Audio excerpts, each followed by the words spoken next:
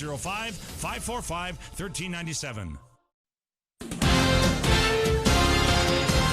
Coming up on NC1 Today, scientists solve one mystery and open another in the search for life on Mars, answering a flow of questions that may open the doors to new exploration of the red planet. Then, the local group Hike It Baby centers their weekly outings on getting active in the community. But one issue cramping their style, broken sidewalks. More on the Live Well Black Hills initiative helping the efforts of better walkability. And October brings fall weather along with beer and German food with all the Oktoberfest celebrations in the hills. Monica Davis is live at the Main Street Square preparing for the Beer Boar celebration this weekend. Tuesday, September 29th, 2015. You're watching NC1 Today with Anya Mueller, meteorologist Louis George, and Monica Davis.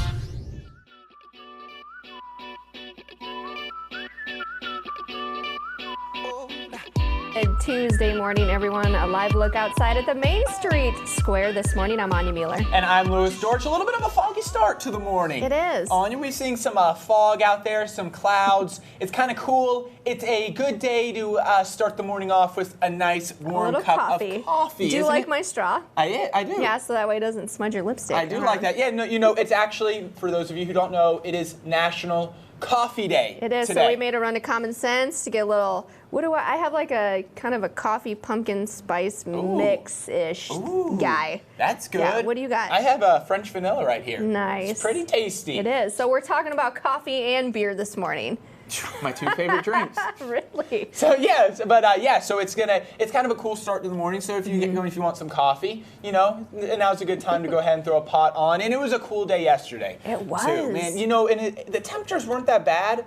But when you have the rain and the humidity and the moisture, it just makes it feel a lot cooler than it actually is. But for the most part today, that is going to move off to the east. How about our weather almanac for yesterday? 64 degrees was our high in Rapid City. 50 degrees was the low. So the clouds overhead yesterday morning really allowed our temperatures to stay at least on the mild side as far as that low temperature goes. And then we picked up about 1/4 of an inch now for the month of September. So actually starting to get a little bit of rain. We're going to get some more rain, though, by the end of the week as well. Sun coming up now, 6:47 a.m.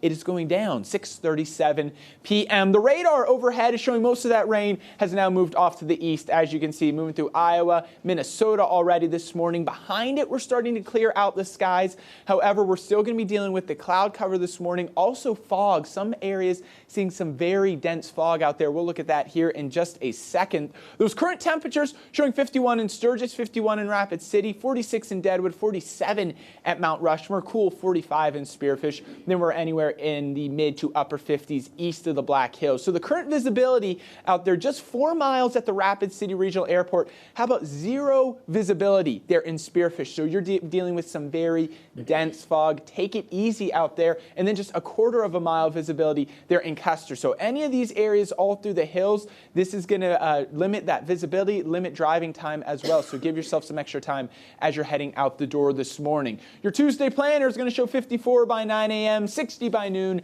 65 by 3 with slow clearing now. Along with the fog this morning, we're going to see the winds pick up by this afternoon. Out of the south, anywhere from 10 to 15 miles per hour with a gust into the mid-20s.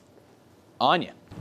Well, a man charged with killing a woman in a jet ski accident at Pactola Reservoir in August pleading guilty in court on Monday. 29-year-old Jody Krychek of Rapid City pleaded guilty yesterday to 1 count of manslaughter and 2 other misdemeanors.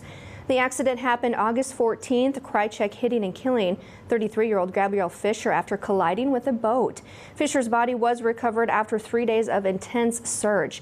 The state's attorney's office tells us that if Judge Jeff Davis accepts a plea agreement, Krychek could face a maximum of 10 years in prison. And in other law enforcement news, police responded to a stabbing at the Oasis Lounge over the weekend. Police say the call came in around 11:30 p.m. Friday night. On arrival, police located the victim in the alley behind the Oasis Lounge. The victim suffered multiple stab wounds and was transported to Rapid City Regional Hospital.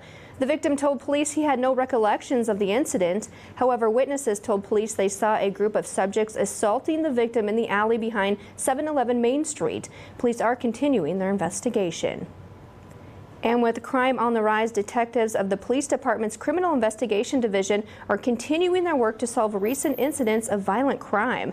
Their primary focus at the moment being the identification of suspects involved in the city's two recent homicides.